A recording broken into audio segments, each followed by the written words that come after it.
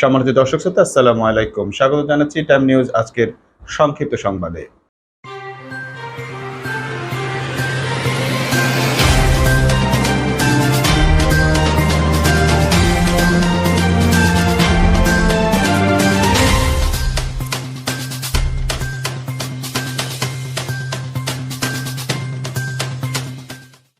বিদ্যুতের গ্রাহক সেবায় হটলাইন চালু।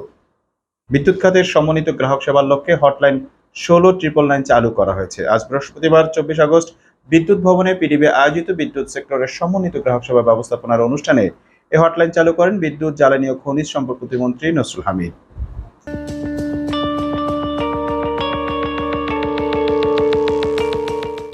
বাংলাদেশে অবাধ, সুষ্ঠু, শান্তিপূর্ণ নির্বাচন চায় জাতিসংঘ। বাংলাদেশে অবাধ, সুষ্ঠু, শান্তিপূর্ণ নির্বাচন চায় জাতিসংঘ। বৃহস্পতিবার আওয়ামী লীগের নেতাদের সঙ্গে বৈঠকে এই প্রত্যাশার কথা জানিয়েছেন সংস্থাটির আবাসিক সমন্বয়ক বোয়েন লুইস। বৈঠক শেষে আওয়ামী লীগের সাধারণ সম্পাদক ওবায়দুল কাদের বলেন, বাংলাদেশে অবাধ, সুষ্ঠু, শান্তিপূর্ণ নির্বাচন চায় জাতিসংঘ। বিরোধী দল প্রধানমন্ত্রীর পদত্যাগ, সংসদের বিলুপ্তি, তত্ত্বাবধায়কের যে শাস্তির দাবিতে জোর জাবির জানাচ্ছে, সেসব বিষয়ে জাতিসংঘের কোনো বক্তব্য নেই, কোনো মাথা ব্যথা নেই। ওবায়দুল কাদের বলেন, আলোচনায় গুরুত্ব পেয়েছে বাংলাদেশের উন্নয়ন। প্রধানমন্ত্রী শেখ হাসিনার উন্নয়ন অগ্রগতিতে সন্তোষ প্রকাশ করেছেন জাতিসংঘ।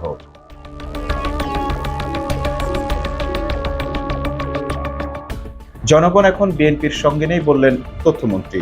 তথ্য ও সম্প্রচার মন্ত্রী ডক্টর হাসান মাহমুদ বলেছে, অপরাজনীতির জন্য জনগণ এখন বিএনপির সঙ্গে নেই। বিএনপি একা হয়ে গেছে, জনগণ তাদের ছেড়ে দিয়েছে। এজন্য তাদের গণমিছিল বসা মিছিলে পরিণত হচ্ছে। সকালে এফডিসিতে বাংলাদেশ চলচ্চিত্র লীগ আয়োজিত জাতীয় শোক দিবস উপলক্ষে আলোচনা সভায় সব কথা বলেন তিনি বলেন, বিএনপির কোনো জনসম্পৃক্ততা নেই, কারণ তারা মানুষের কাছে যায় না, তারা অ্যাম্বাসিতে যায়। যারা অপরাজনীতি করে তাদের সঙ্গে কেউ থাকে না, এজন্য বিএনপির সঙ্গেও কেউ নেই।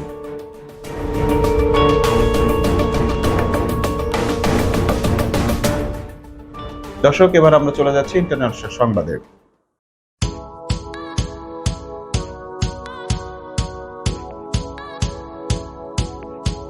বাংলাদেশে কারো হস্তক্ষেপ চায় না চীন, বললেন শি জিনপিং।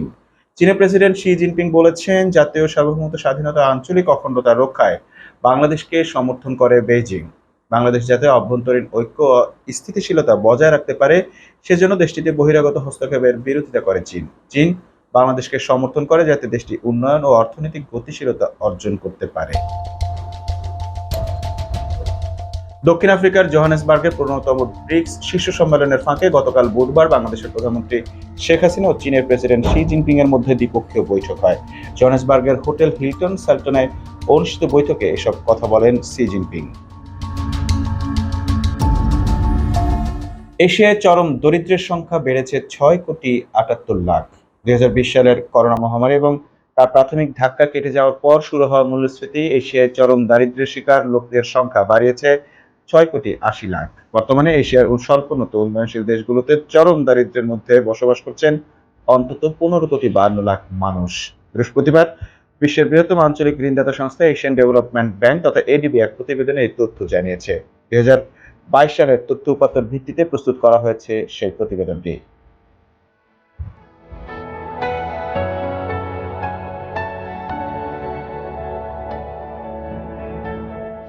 রাশিয়ার বিমান বিধ্বস্ত, ওয়াগনারের প্রধান সহ নিহত ১০। রাশিয়ার রাজধানী মস্কোতে একটি প্রাইভেট বিমান বিধ্বস্ত হয়ে ভাড়াটে সেনাদল ওয়াগনারের প্রধান ইয়েভগেনি প্রিগোজিন সহ এতে থাকা ১০ জনের সবাই নিহত হয়েছেন। বুধবার ২৩ আগস্ট মস্কো থেকে সেন্ট পিটার্সবার্গ যাওয়ার সময় টাভার অঞ্চলে বিমানটি বিধ্বস্ত হয়। রাশিয়ার বার্তা সংস্থা তাসের খবরে এ তথ্য জানানো হয়। রুশ সংবাদ সংস্থা ইন্টারফ্যাক্সের বরাত দিয়ে বিবিসি জানিয়েছে, ১০টি লাশ উদ্ধার করা হয়েছে। এর মধ্যে চীন দিয়ে রাশিয়ার জরুরি সেবা বিভাগ উদ্ধার অভিযান শেষ করেছে, তবে লাশগুলোর পরিচয় এখনো নিশ্চিত করা হয়নি। রুশ প্রেসিডেন্ট ভ্লাদিমির পুতিনের ঘনিষ্ঠজন হিসেবে পরিচিত ছিলেন প্রিগোজিন। ইউক্রেন যুদ্ধের আগ পর্যন্ত তিনি আড়ালে থেকে বাহিনী পরিচালনা করে আসছিলেন। ৯০ দশকে রুশ প্রেসিডেন্ট ভ্লাদিমির পুতিনের সাথে তার পরিচয়। ক্রেমলিনের বিভিন্ন খাবারের চুক্তি পাওয়ার মাধ্যমে তিনি বিত্তশালী হয়ে ওঠেন। একসময় প্রিগোজিন পুতিনের শেফ হিসেবে পরিচিত পান।